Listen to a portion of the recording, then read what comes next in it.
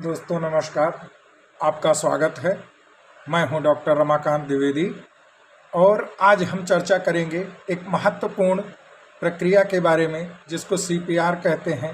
CPR अर्थात cardiopulmonary resuscitation. इसको हम बहुत सरल और साधारण भाषा में समझेंगे मेरे चैनल आयुर्वेदा फॉर ऑल में, क्योंकि दोस्तों कभी कभी ऐसा होता है कि हम ऐसे मुकाम पे रहते हैं जहाँ पर खुद हमको निर्णय लेना होता है, किसी की ज़िंदगी बचानी है। कई बार हमारा कोई अपना जीवन और मौत के बीच में संघर्ष करता हुआ झूल रहा होता है, या फिर हम ऐसी जगह पे होते हैं कि जहाँ पर हमको तुरंत जीवन को बचाना आवश्यक हो जाता है। तो ऐसे में महत्वपूर्ण प्रक्रिया है सीपीआर यानी कार्डियोपल्मोनरी रिसोसिटेशन। कार्डियोपल्मोनरी रिसोसिटेशन एक इमरजेंसी यानी आत्ययिक लाइफ सेविंग प्रोसीजर है और तब परफॉर्म की जाती है जब व्यक्ति का हृदय काम करना बंद कर देता है। हृदय की धड़कन काम करना बंद कर देती है।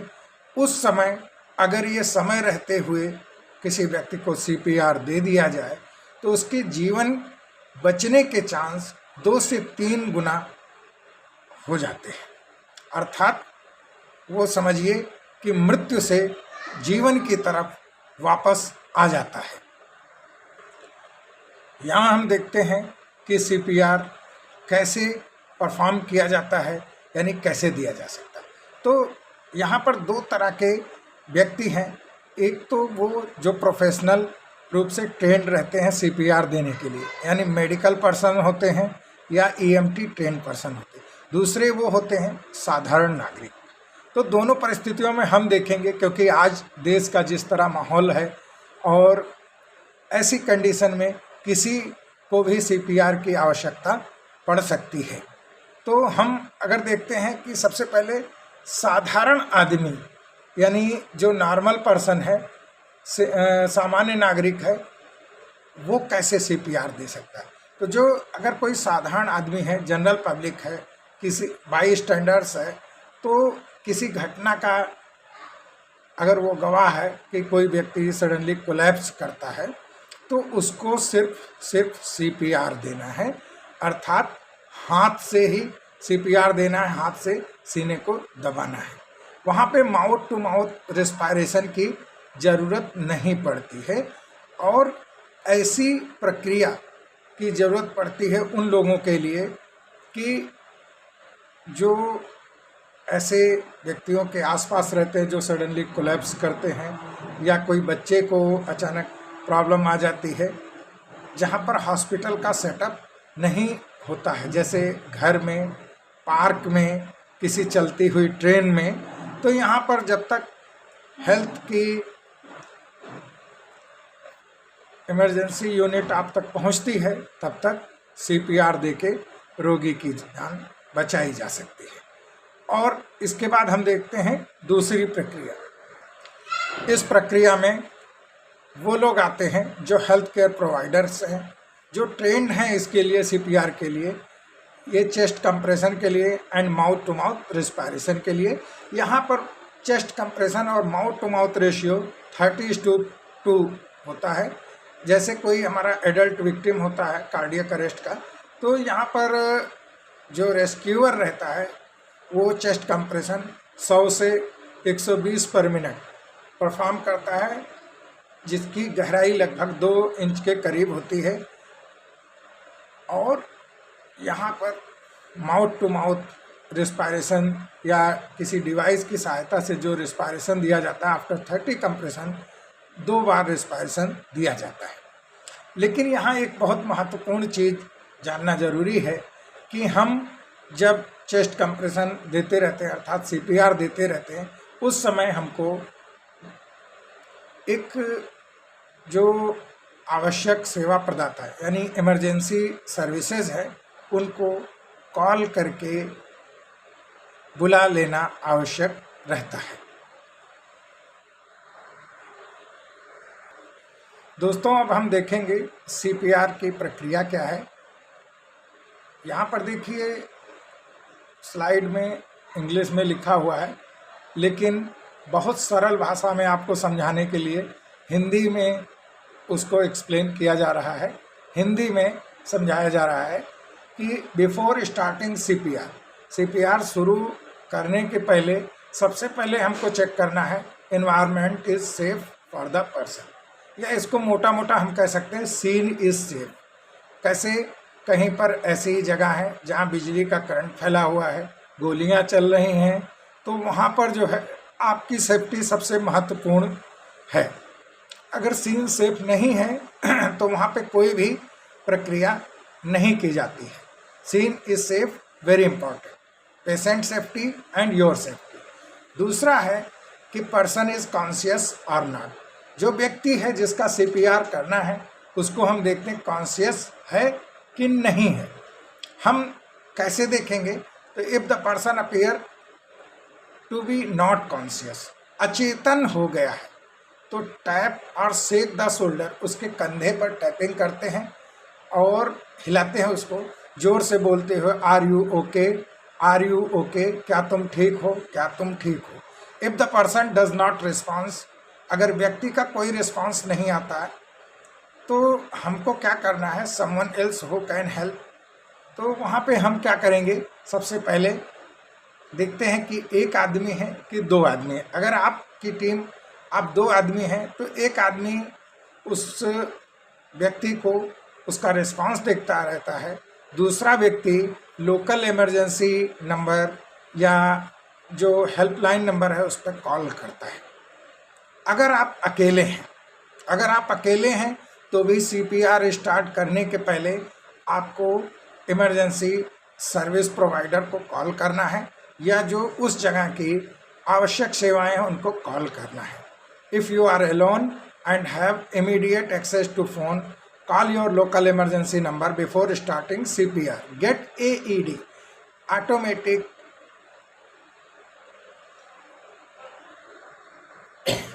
देखिए AED यानी ऑटोमेटेड एक्सटर्नल डिफिब्रिलेटर, एक तरह से दिखने में लैपटॉप जैसी मशीन और उसमें से लीड रहती जो चेस्ट पे लगाते हैं और वहाँ पे जब बटन दबाते हैं तो बोलता है, अगर शॉक की आवश्यकता है तो बोलता है shock needed, shock needed, shock needed.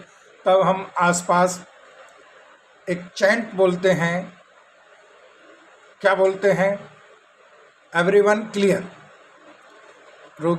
रोगी के आसपास रोग और स्वयं हम देखते हैं इज एवरीवन क्लियर, और आपको लगता है यस तो बटन दबाते हैं और एक झटका सा लगता है। फिर उसके बाद हम सीपीआर करने लगते हैं और माउथ टू माउथ रिस्पायरेशन। दोस्तों यहाँ पर 3 शब्द दिए गए हैं, CAB, C for compression, A for airway, B for breathing. पहले ये मिनोमिक्स था ABC, एयरवे, ब्रीदिंग, कंप्रेशन या सर्कुलेशन। बाद में ये CAB, कंप्रेशन, एयरवे और ब्रीदिंग में कन्वर्ट हो गया।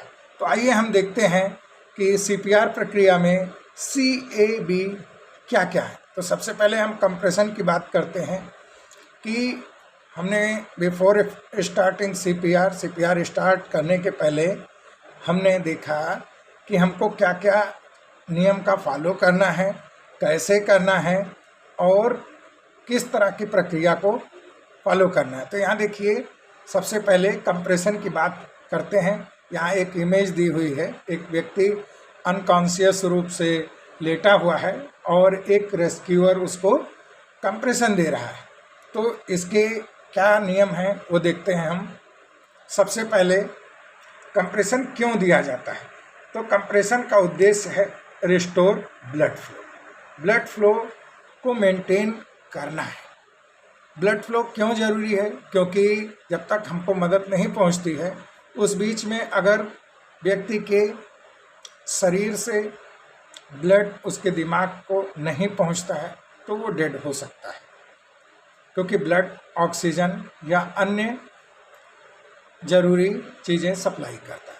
तो कंप्रेशन जो है हम इसकी बात करते हैं। कंप्रेशन में हम क्या करते हैं, यू यूज़ योर हैंड, अपने हाथों का प्रयोग करते हैं to push hard and push fast in a specific way on the person's chest, व्यक्ति की छाती पर रख के हाथों को और एक पैटर्न में उसको पुश करते हैं, पुश हार्ड पुश फास्ट।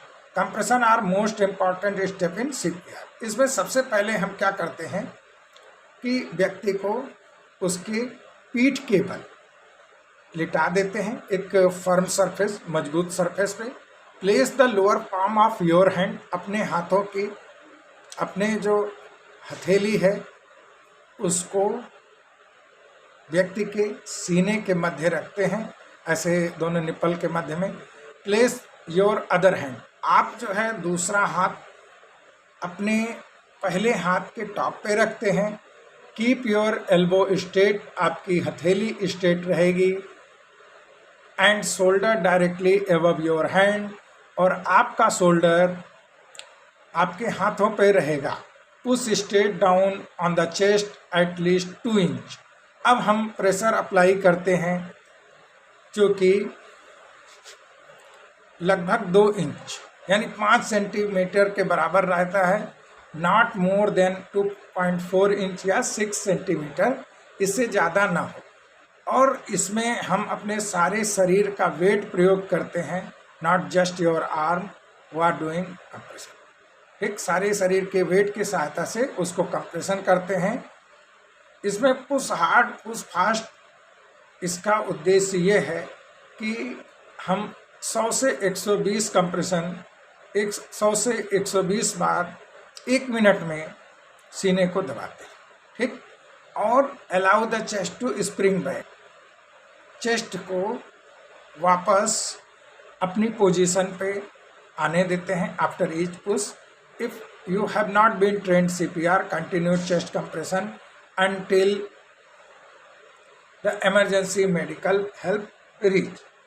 ये अगर जो है आप ट्रेंड पर्सन नहीं है तो जैसा मैंने पहले बताया आपको केवल चेस्ट कंप्रेशन करना है। अगर आप ट्रेंड पर्सन हैं, इमरजेंसी मेडिकल सर्विस प्रोवाइडर हैं, तो आपको कंप्रेशन के बाद ब्रीदिंग भी देना है।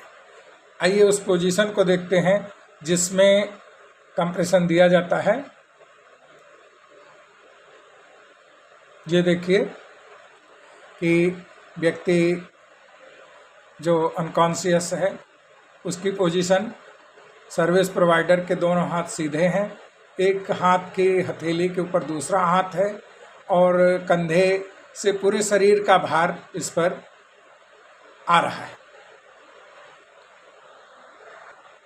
अब हम दूसरा स्टेप इसमें पढ़ेंगे ए फॉर एयरवे। एयरवे में यहाँ पर देखिए चित्र दिखाया गया है जिसको हम आगे एक्सप्लेन करेंगे। एयरवे में सबसे ज़्यादा जो एयरवे क्लियर करने की प्रक्रिया है that is called as head tilt and chin lift. इसके बारे में यहाँ पे जिसके बारे में हमने बात करी थी पीछे, उसको डिटेल में यहाँ पर दर्शाया गया है।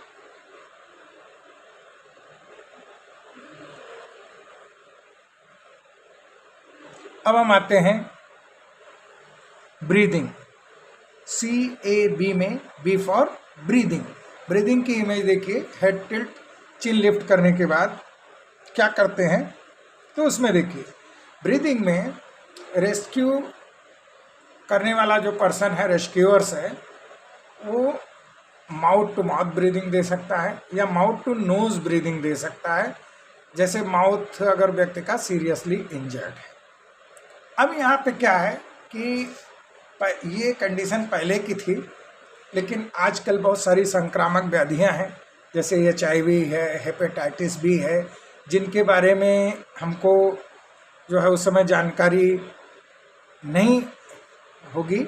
तो ऐसे में हम एक तरीका और अपना सकते हैं कि जिस व्यक्ति के